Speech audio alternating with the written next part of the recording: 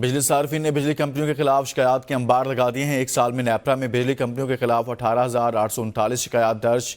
Report کے مطابق electric کے خلاف سب سے زیادہ 10,097 شکایات درج کی گئی ہیں۔ رپورٹ کے مطابق لیسکو 3,536 اور ہیسکو کے خلاف 1,125 شکایات درج کی گئی ہیں۔ میپکو 827 اور سیپکو کے خلاف 732 شکایات درج کروائی گئی ہیں۔ مزید کتنی شکایات درج کروائی گئی ہیں، اسی پر بات کرتے ہیں جاوید شہزاد سے۔ جی جاوید، مزید بتائیے گا۔